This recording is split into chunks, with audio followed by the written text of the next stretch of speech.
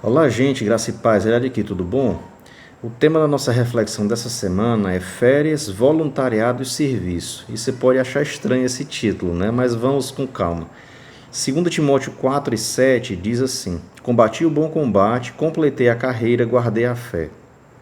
Então, Paulo ele escreve esse texto a Timóteo no final da sua carreira, uma das suas últimas cartas, se é que não é a última, né? E eu vou começar falando sobre a diferença entre voluntariado e serviço. Então, voluntariado e serviço, ambos requerem compromisso e dedicação. Mesmo voluntariado, e eu estou falando aqui num aspecto cristão, tá certo? O voluntariado ele requer compromisso e dedicação, assim como o serviço. Ambos você trabalha melhor, rende mais e produz mais naquilo que você gosta ou mais se identifica. Aquilo, o local, a função que você mais gosta, que você tem mais capacidade, e você se identifica com aquele trabalho, aí você produz mais, rende mais e é mais feliz fazendo aquilo, tá certo? Mas, tendo dito isso, o voluntariado ele é opcional, é voluntário, como diz a palavra, né? Entre aspas. O serviço para o cristão não é voluntário, não é algo voluntário, não é opcional. Então, quando a gente vê pessoas servindo na casa do Senhor ou servindo na vida comum, aquilo ali não é um trabalho voluntário, tá certo? E eu não estou entrando no mérito daquelas pessoas que recebem ou são pagas para fazer o que fazem. Por exemplo, ministros de louvor em alguns lugares, algumas igrejas, pastores, obreiros, missionários que recebem, que são pagos para fazer aquilo. Mas antes de tudo, eles são servos do Senhor, tá certo?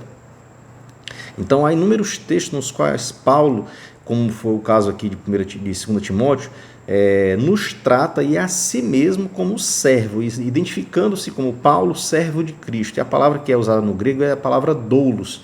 Doulos significa escravo. Nós aqui enfraquecemos um pouco a tradução para servos. Por quê? Porque nós temos o ranço da escravidão negra que ocorreu no Brasil Colônia e Brasil Império, tá certo? Mas naquele contexto que Paulo se refere, é o contexto do Império Romano, onde foi a maior quantidade de pessoas que havia era escrava. Era escrava, a maior parte das pessoas não eram livres, eram escravos, tá certo? E o escravo ele não vive para si, para seus próprios interesses, mas para o do seu senhor, tá certo? E eu vou dar um exemplo. Na época do Brasil, colônia, império, como eu falei, havia a escravidão negra, que é horrível sob todos os pretextos, não tem nenhuma justificativa, mas eu estou falando aqui não é a respeito da escravidão negra do Brasil, império, colônia, não, mas apenas para citar como exemplo. Que havia os escravos braçais, principalmente os que trabalhavam no campo, na lavoura, havia os escravos de dentro de casa, cozinheiras, enfim, faxineiras, e havia dentro desses ainda uma especialização, que era aqueles criados que cuidavam especificamente, lidavam exclusivamente com o cuidado pessoal da família do dono deles, né? Então, as pessoas que iam pentear os cabelos das senhoras, iam ser ama de leite dos bebês, ou cuidar das crianças, ser babá das crianças, tá certo? Só que tem um porém. Quando e se fosse, ainda tinha só um perdão, antes de continuar, ainda tinha um outro tipo de escravo, que era aquele que tinha uma certa qualificação.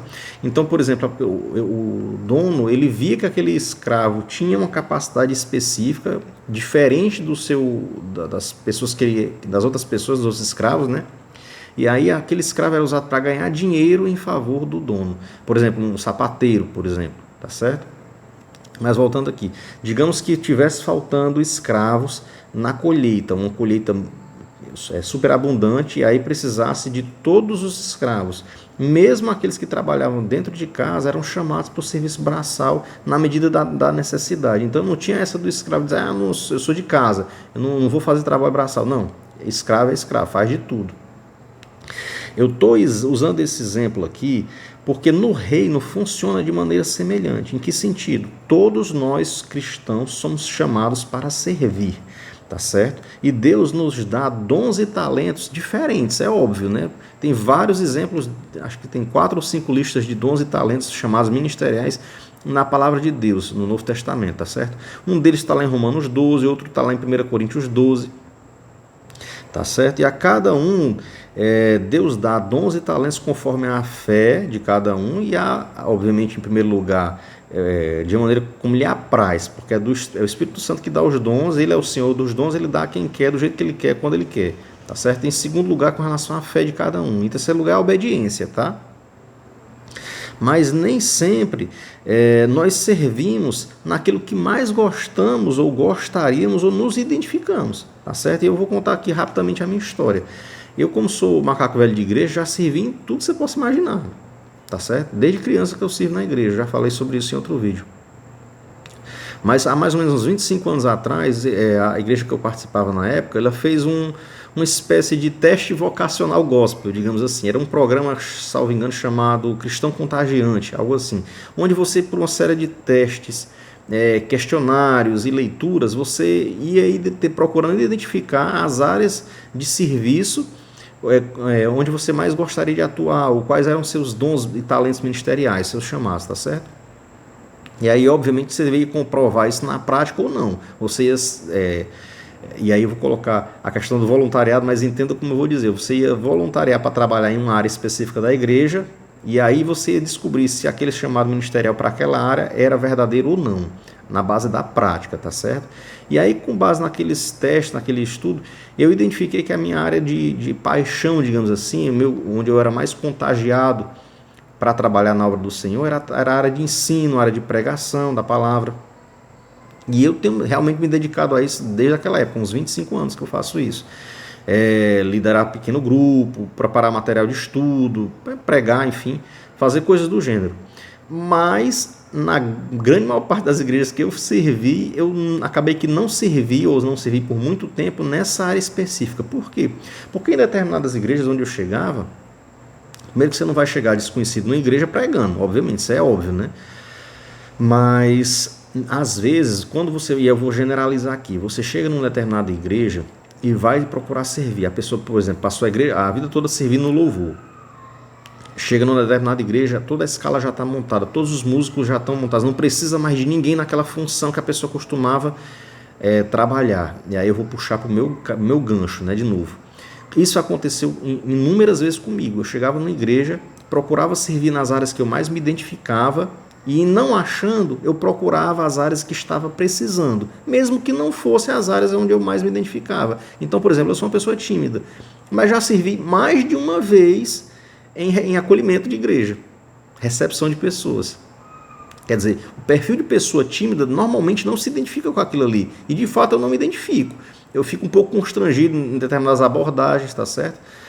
Por conta da minha natureza tímida, mas em precisando, nós que somos servos, e eu me incluo, mas não sou só eu, por razões óbvias. Nós fazemos o que precisa ser feito, não aquilo que a gente gosta de fazer ou quer fazer, tá certo? Outra consideração é que nem sempre o nosso dom ou talento natural ou capacidade vai ser usado necessariamente no reino. Em que sentido eu estou dizendo isso? Eu lembro de um exemplo da Sarah Shiva. A Sarah Shiva é cantora muito conhecida, né? Ela contou uma vez uma história num podcast, eu não vou lembrar onde foi que eu vi isso, né? Mas ela contou que quando ela se converteu, ela é cantora, né? Ela foi procurar servir no louvor, é uma coisa meio óbvia, né? Pessoa que tem um dom e talento para a área da música. E aí chegou lá o pastor, a pastora, não vou lembrar, disse, não, você vai sentar no banco, você vai ser discipulado, você vai trabalhar em outras áreas, para que você aprenda a servir da maneira como Deus quer que você sirva, e não necessariamente vai ser no louvor. E aquilo no primeiro momento pareceu duro com ela, até chocou, mas com o passar do tempo ela entendeu que aquilo ali foi até bênção e preservação de Deus na vida dela, para que ela não transferisse certos comportamentos e valores do mundo, como ela estava acostumada a cantar, para o louvor na casa de Deus, tá certo? Então, nem sempre a gente vai usar. É bom que se diga e que se deixe claro, muitas vezes Deus vai usar os nossos dons e talentos que Ele nos deu nas nossas capacidades, na nossa área profissional, por exemplo, no reino, mas nem sempre, tá certo? Nem sempre. Tá certo? Então, falando aqui sobre férias e aposentadoria, só existe esse tipo de coisa há cerca de 150, 200 anos. tá certo? E o serviço ministerial, embora tenha sim o descanso, biblicamente falando, não tem essa história de aposentadoria e férias, né? Não existe isso. Paulo, quando ele escreve a Timóteo, ele se despede dele, como eu falei, porque ele está perto de morrer, não é porque ele ia se aposentar. Tá certo? Ele não ia deixar de pregar e evangelizou talvez até o carrasco no momento da sua execução, tá certo? Então, nesse sentido, quando a gente tira férias, por exemplo, a gente descansa das nossas atividades cotidianas, do nosso trabalho, da nossa profissão, do nosso emprego e às vezes até das atividades que a gente executa no reino, na igreja especificamente, principalmente eu falando aqui de pastores, por exemplo, que tiram normalmente a segunda-feira para descansar. E é merecido o seu descanso, é bíblico o seu descanso. Deus nos deu o sábado originalmente e hoje o domingo foi para descanso. E mesmo em Israel, antigamente, de 7 em 7 anos, além das festas anuais, tinham festas específicas e no ano 50 era o ano do jubileu, que havia ainda mais descanso. Deus ele não quer que a gente fique estafado de atividades, tá certo? Não se trata disso, tá? Mas o que acontece? Até no serviço religioso, mas não do nosso chamado ao serviço. Então há uma diferença. Nós tiramos férias do chamado religioso, mas não da nossa vida cristã, tá?